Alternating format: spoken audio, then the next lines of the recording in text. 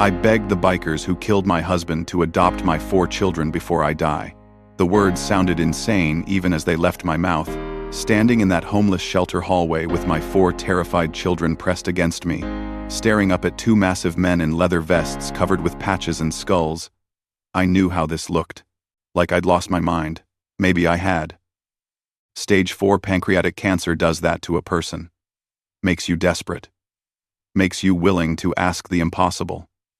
Makes you face truths you've been hiding for years. Thomas Crawford Road Captain patch on his vest. 6'2". Full gray beard. Arms covered in tattoos that told stories of violence and survival. Stared at me like I'd just spoken a foreign language. "Ma'am," he said slowly, his voice rough gravel. "You need to understand what you're saying.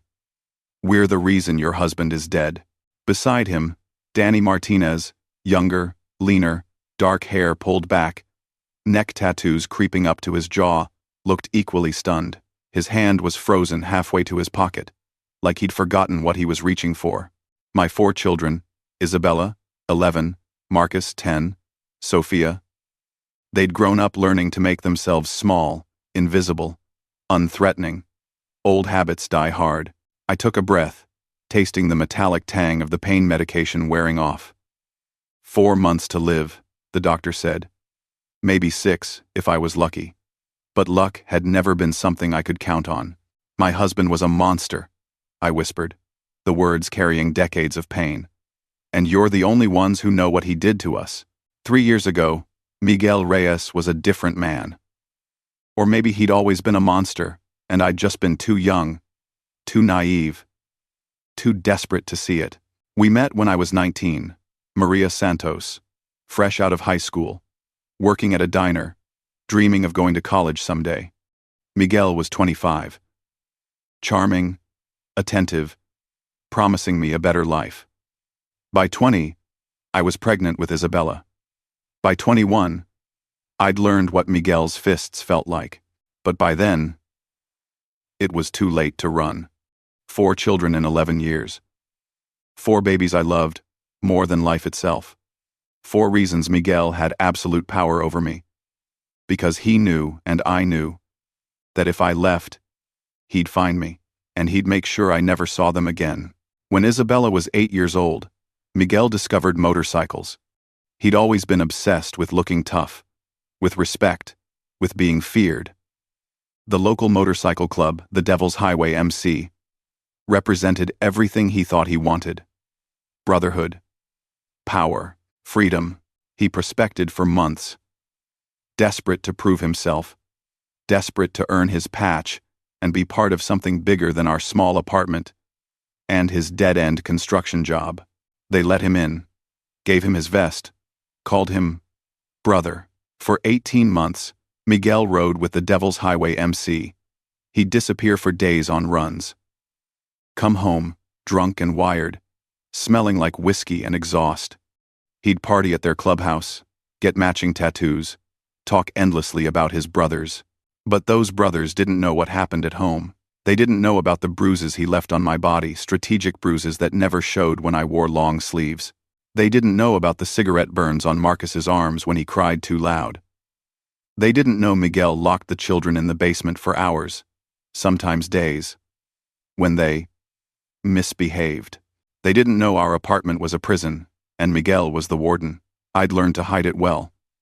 Smiled at school pickup, wore makeup to cover the damage, taught my children to lie convincingly about their injuries. I fell down. I ran into a door. I'm just clumsy. The system, teachers, doctors, neighbors, they all looked away. It was easier to believe the lies than to face the truth. Easier to assume everything was fine than to get involved. But my daughter Isabella was watching. The night everything changed started like so many others. Miguel came home drunk at 11 p.m. after a club party. I heard his motorcycle roar into the driveway, heard the way he killed the engine aggressively, and my stomach clenched with familiar dread. I'd learned to read his moods by sound alone, by the weight of his footsteps, by how hard he closed the door. Tonight was going to be bad. The children were already in bed. I'd gotten them there early, hoping Miguel would pass out before noticing them. But Marcus had a cough, a small, innocent, couldn't help it cough that echoed through our thin apartment walls. Miguel heard it. "That kid still sick?" he snarled, stumbling into the hallway. "It's just a cough," I said quickly, stepping between him and the children's room. "He'll be quiet. I'll make sure." The backhand sent me into the wall. My cheek exploded with pain. Familiar pain. Old pain. "Sick kids cost money," Miguel said. "Doctors cost money. Medicine costs money. You think I'm made of money? I'll handle it," I whispered, tasting blood. "Please, Miguel. They're sleeping. Just let them." But he was already in their room. Isabella shared a room with Sophia. Marcus and Mikey shared the other. I heard Miguel yank Marcus out of bed by his arm. Heard my 10-year-old son cry out in pain. "You keeping your mama awake with that coughing?" Miguel's voice was slurred but dangerous. "You think the world revolves around you?" "I'm sorry, Daddy," Marcus sobbed. "I'm sorry." The sound of the belt was sharp. Leather against skin. Marcus screaming. Sophia crying. And Isabella, my brave, fierce, protective Isabella, doing something I'd never done. She fought back. "Leave him alone," she screamed, launching herself at her father, 11 years old and maybe 70 pounds soaking wet. But she wrapped her arms around Miguel's waist, trying to pull him away from Marcus. Miguel turned on her like a rabid animal. What happened next, I still see in nightmares. The belt across Isabella's back. Her face. Her arms. Miguel's rage.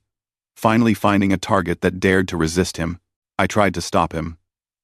I always tried. But Miguel was 6 feet tall and 200 pounds of drunken fury. And I was 110 pounds of exhaustion and old injuries. He shoved me into the door frame. My head cracked against wood. The world went fuzzy. When my vision cleared, Isabella was on the floor, bleeding from her mouth, her nose, a cut above her eye. Miguel was standing over her, belt still in hand, breathing hard. "That'll teach you," he spat. "Nobody disrespects me." He stumbled back to the living room, passed out on the couch within minutes. I crawled to Isabella. My baby girl. My fierce protector. Blood running down her face, bruises already forming.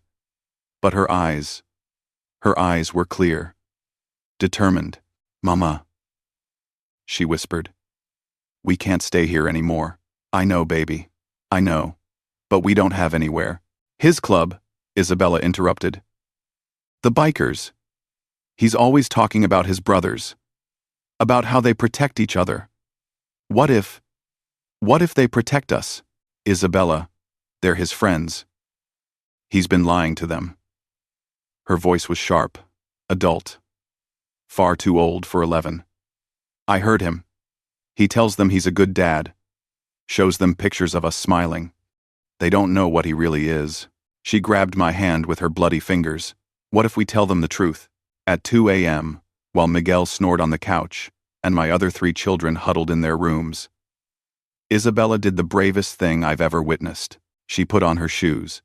She wrapped a hoodie around herself, covering the worst of the bruises. 3 miles in the dark. 3 miles in the rain that had started falling. 3 miles barefoot because her shoes fell off, and she didn't stop to retrieve them. She ran to the Devil's Highway MC Clubhouse, and she pounded on their door until someone answered.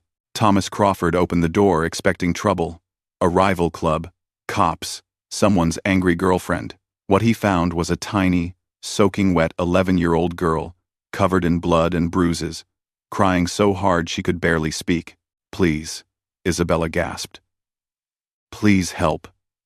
My daddy. He's hurting my mama. He's hurting all of us. Please make him stop. Please." Thomas told me later that in that moment, looking down at Miguel's daughter, his brother's daughter bleeding on their doorstep, something fundamental shifted in his world. "I knew," he said. "In that instant, I knew we'd been protecting a monster."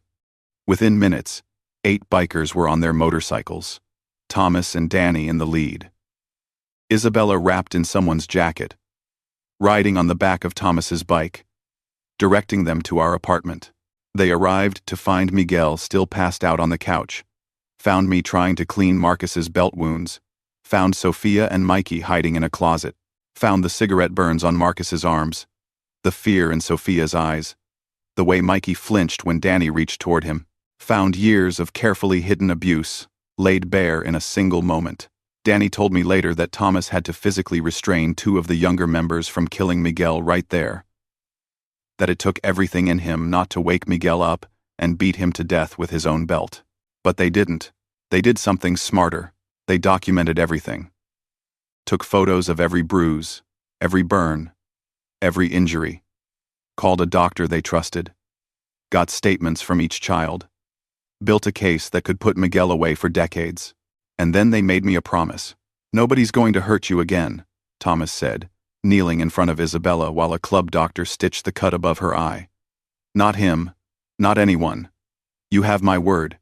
Your daddy's going to pay for this," Danny told Marcus gently, examining the cigarette burns. "I promise you that." I believed them. My children believed them. But what none of us knew was how literally they meant it. 2 weeks later, Miguel Reyes lost control of his motorcycle on a wet road, crashed into a barrier at 70 miles per hour. Died instantly, the police said. Tragic accident. Wet conditions. He'd been drinking. The Devil's Highway MC had a funeral for their fallen brother. Said all the right things about loss and brotherhood and riding eternal. But when Thomas and Danny came to my apartment after the funeral, still in their funeral blacks, I looked in their eyes, and I knew. "Thank you," I whispered. Thomas shook his head. "We don't know what you're talking about, Mrs. Reyes." "Of course," I said. "I understand." And I did. I understood completely. My husband had been a monster. They'd removed the monster. And now, my children and I could finally breathe. The police never suspected anything. Why would they? Motorcycle accidents happened. Miguel had been drinking. The road was wet. Open and shut case. For 2 years, I kept their secret. Raised my children in peace for the first time in their lives. Got a job as a medical billing clerk. Found a small but clean apartment.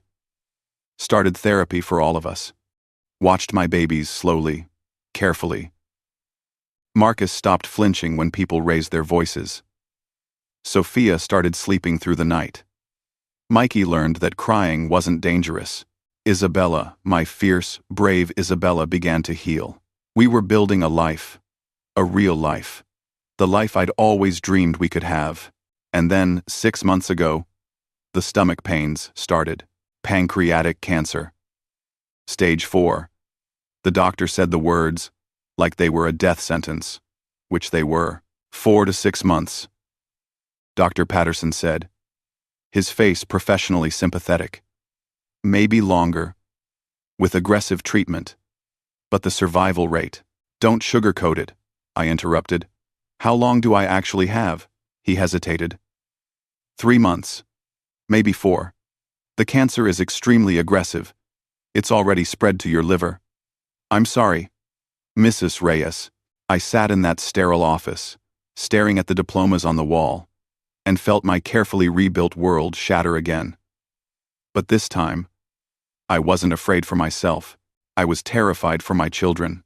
I spent the first 2 weeks in denial, telling myself the doctors were wrong, that I'd beat the odds, that I'd be the miracle case that survived. But the pain got worse. The weight loss became impossible to hide. Isabella, always watching, always aware, cornered me one night, after I'd barely touched dinner. "Mama, you're sick," she said. Not a question, a statement. I couldn't lie to her. Not after everything we'd survived together. Not after she'd been brave enough to run for help when I couldn't. "Yes," I whispered. "I'm sick. Baby, how sick?" I looked at my 11-year-old daughter, my protector, my fighter, my heart walking around outside my body, and told her the truth. "I'm dying, Isabella." The doctors said maybe 3 or 4 months.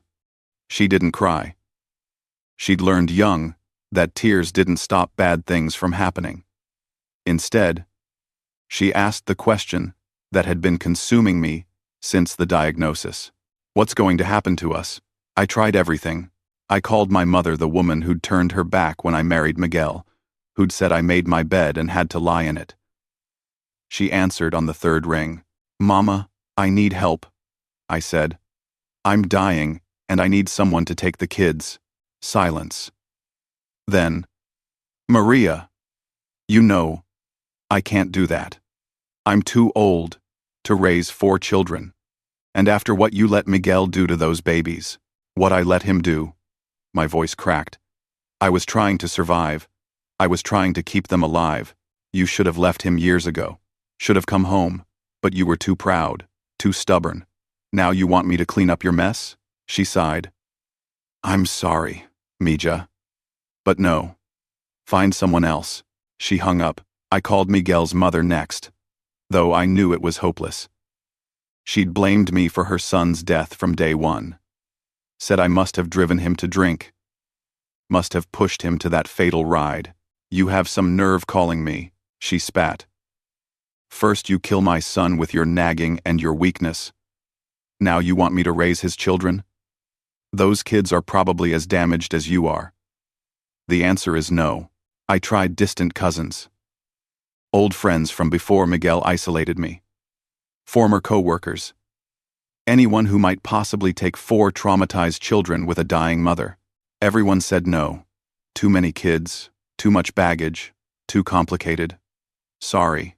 The social worker, a tired woman named Linda Chen who'd seen too much tragedy, laid out my options with brutal honesty. "Without family willing to take all 4, the state will place them separately," she said. "Isabella is old enough that she'll probably go to a group home. The younger 3 might get foster placements, but keeping siblings together. So they'll be separated," I said numbly. "Split up. Isabella will never see her brothers and sister again. I'm sorry, Mrs. Reyes. I'll do everything I can, but you need to be realistic about the situation." That night, I sat in my small apartment while my children slept, and I thought about the impossible. About 2 men who'd saved us once before. About 2 bikers who'd seen the worst of what Miguel had done and hadn't looked away. About the promise Thomas had made to Isabella. "Nobody's going to hurt you again." I thought about it for 3 days, and then I made the call. Thomas Crawford. His voice on the phone was exactly as I remembered, rough, guarded, carrying the weight of a man who'd seen too much darkness. "Thomas, this is Maria Reyes, Miguel's widow." Silence. Long enough that I thought he might hang up. "Mrs. Reyes." His tone shifted, became careful. "Is everything all right? Are the kids okay?" "The kids are fine. But I need to talk to you. You and Danny. It's important." "What's this about?" "I'd rather tell you in person." "Please." I wouldn't ask if it wasn't crucial. Another pause. "When? Tomorrow? I'm at the Family Hope Shelter downtown, room 8. "The homeless shelter?" His voice sharpened with concern. "What happened?" "Oh, tomorrow," I repeated. "Please." He agreed. They showed up the next afternoon, looking exactly as I remembered. Thomas, in his road captain vest, gray beard, tattooed arms, Danny with his neck tattoos and dark eyes that missed nothing. Both of them walking into that shelter like they owned the place but moving carefully around the women and children who stared. My 4 kids were at school. I'd timed it that way. I needed to say this without them present. We sat in a small community room. Me, on a worn sofa. Them in folding chairs, looking massive and out of place. "Mrs. Reyes," Thomas started. "I'm dying," I interrupted. "Pancreatic cancer. Stage 4. 3 months. Maybe 4. And I need you to adopt my children." The words hung in the air like smoke. Danny's face went pale. Thomas's jaw tightened. "You need us to what?" Thomas asked slowly. "Adopt my children. All 4 of them. Isabella, Marcus, Sophia, and Mikey. I need you to become their legal guardians. Mrs. Reyes, I know what you did." I continued, my voice steady despite the terror in my chest. "I know Miguel's accident. wasn't an accident. I've known from the beginning. And I've kept your secret for 2 years. I'll keep it until I die. But before I go, I need to know my children are safe. Thomas stood up, paced to the window, his broad shoulders tense. You can't ask us to do this. 1. Larg. Why not? Because you're bikers? Because people think you're dangerous? I stood too, ignoring the pain shooting through my abdomen. You know what's dangerous? The system that's going to split my babies up across the state. The foster homes where kids like mine get lost. The world that looked at my bruised face for years and did nothing. We're not father material, Danny said, but his voice lacked conviction. You saved my daughter's life. I shot back. When she ran to you at 2 a.m., covered in blood, you didn't tell her to go home. You didn't call the cops and let the system handle it. You believed her. You protected us. That makes you more father material than most men I've ever known. The state would never approve 2 single bikers. Your records are clean. Both of you. I pulled the folder from my bag. 3 months of research. Of planning. Of desperate hope. I know about the women's shelter you run. The charity work. The abuse survivors you've helped. I have letters of recommendation. I have a social worker willing to support the application. I have everything you need. Right. I handed Thomas the folder. He opened it slowly. Danny. Reading over his shoulder. Inside were letters from women they'd helped over the years. Documentation of their charity work. Their clean records. Their decade of quietly doing good, while maintaining their outlaw biker image. Maria Santos. Danny read quietly. She was at our shelter for 8 months. How do you know her? Well, I found her. Asked her to write a letter. She said. My voice broke. She said you saved her life. That you gave her and her kids a second chance. Now I'm asking you to do the same for mine. Thomas closed the folder, his weathered face showing emotion he usually kept hidden. Why us? After everything? After what we did to your husband? Because you saw us, I whispered. You saw what was happening, and you stopped it. You didn't just call the cops or file a report. You ended it. You gave my children safety, peace, a chance to heal. I stepped closer. Isabella ran to you. A 9-year-old girl ran 3 miles in the dark because somehow she knew you were safe. She knew you would help. I'm trusting that same instinct now. Mrs. Reyes, I'm dying, Thomas, and I don't have time for you to wrestle with this. I need an answer. I looked between them. Will you save my children one more time? They said yes, not immediately. They left, took the folder, said they needed to think. But 2 days later, Thomas called. We're in, he said simply. We'll do whatever it takes. And they did. For the next 3 months, Thomas Crawford and Danny Martinez jumped through every legal hoop imaginable. They took parenting classes at the community center, sitting in folding chairs surrounded by young couples, these 2 massive bikers, taking notes on attachment theory and childhood trauma. They converted their shared house, a place that had been bachelor bikers' chaos, into a home for 4 children. 4 bedrooms. Kid-friendly furniture. Safety locks on everything. They passed background checks, home studies, psychological evaluations. They sat through interviews where social workers asked pointed questions about their lifestyle, their income, their criminal histories. This is the hardest thing I've ever done, Danny told me during one hospital visit. And I've done some hard things. Thank you, I whispered. Thank you for trying. We're not trying, Thomas corrected gently. We're succeeding. Your kids are going to have a home. I promised Isabella that 3 years ago. I keep my promises. My health deteriorated faster than expected. By month 2, I was in the hospital more than out. The cancer was aggressive, spreading faster than the doctors anticipated. But the bikers brought my children to visit every day. They'd sit with me for hours, telling me about school, about their new rooms at Thomas and Danny's house, about the dog they'd rescued and named Guardian. Because that's what they are, Mama.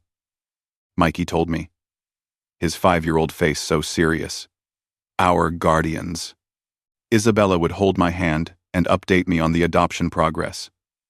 My 11-year-old daughter, acting as liaison between the adults, making sure everything was moving forward. 2 more weeks until the court date, she'd report. Then you can rest, Mama. You can let go. But I couldn't. Not until I saw it finalized. The adoption was finalized on a Tuesday afternoon in late October. I was in a wheelchair by then, too weak to stand for more than a few minutes. The cancer had ravaged my body, leaving me a shadow of the woman I'd been. But I was there. I'd held on long enough. Judge Patricia Morrison looked over her glasses at the unusual family assembled in her courtroom. 2 bikers in leather vests. 4 children ranging from 5 to 11. A dying mother in a wheelchair. This is an unconventional adoption, Judge Morrison said. But I've reviewed the case thoroughly. I've read the letters of support. I've seen the home study results. She looked at Thomas and Danny. Gentlemen, you understand the responsibility you're taking on? 4 children, all with significant trauma, all needing stability and care? Yes, Your Honor, Thomas said. We understand. And you're prepared to put their needs first? To be the fathers these children deserve? Yes, Your Honor, Danny echoed. Judge Morrison nodded. Then by the power vested in me by the state of Arizona, I hereby grant this adoption. Isabella, Marcus, Sophia, and Miguel Reyes Jr. are now the legal children of Thomas Crawford and Danny Martinez. She brought her gavel down. Isabella, Marcus, Sophia, and Mikey became Isabella, Marcus, Sophia, and Miguel Crawford Martinez. My babies had a family, a real family, 2 fathers who would protect them with their lives. I cried. Not from sadness, but from relief. So profound, it felt like breaking. Thank you, I whispered to Thomas and Danny as we left the courthouse. Thank you for giving them a future. Thank you for trusting us, Thomas said, his voice thick. For seeing something in us worth trusting. I died 3 weeks later on a Thursday morning. All 4 children were around my hospital bed. Thomas held my left hand. Danny held my right. My babies told me they loved me, told me they'd be okay, told me not to be scared. You can go, Mama, Isabella whispered, her hand on my cheek. We're safe now. You made sure of it. You kept us together. You found us a family. You can rest. I looked at my 4 beautiful children. The babies I'd fought so hard to protect, to keep alive, to give a chance at happiness. And I looked at the 2 men who'd become their fathers. Warriors in leather, who'd seen the worst of humanity, but chose to be better. Take care of them, I whispered. Always, Thomas promised. We've got them, Danny added. I closed my eyes and let go. Epilogue, 2 years later. Told by Thomas Crawford. Maria Reyes was the bravest woman I ever met. She was dying, facing the end with a courage most people couldn't imagine, and her only thought was protecting her children. She came to us, the men who'd killed her abusive husband, and asked us to raise her babies. She saw something in Danny and me that we didn't see in ourselves. She believed we could be fathers, could be protectors, could be the family her children deserved. 4 years later, I look at what we've built, and I still can't believe she trusted us with this. Isabella is 13 now, fierce, brilliant, with her mother's courage and determination. She wants to be a lawyer who helps abuse victims. She volunteers at our women's shelter, talking to kids who've been through what she survived, telling them it gets better, that healing is possible. Marcus is 12. He made honor roll last semester. Still quiet, still watchful, but he's learning to trust, learning that not all men use their strength to hurt. He started calling me Dad 6 months ago. I cried like a baby. Sophia is 9. She reads more books than any kid I've ever known, has her own library card and visits every week. She makes us read to her every night. Danny and I take turns. Right now we're working through Harry Potter. She does all the voices. It's the best part of my day. Mikey is 7. Still sleeps with Oscar the bear his mother gave him, though he'd never admit it to his friends. He's on a soccer team, gets muddy and loud and normal, calls us Papa and Daddy interchangeably. Doesn't remember the fear anymore. They drive us crazy. Leave messes everywhere. Fight with each other. Stay up too late. Cost more money than 2 bikers ever imagined spending. And we wouldn't change a single thing. Danny and I visit Maria's grave every month. Bring flowers. Tell her about the kids. Thank her for the impossible gift she gave us. For trusting 2 broken, violent men to become something better. For seeing fathers in bikers. For giving us a family. We tell her that Isabella made the volleyball team. That Marcus got his first girlfriend. That Sophia won the school reading competition.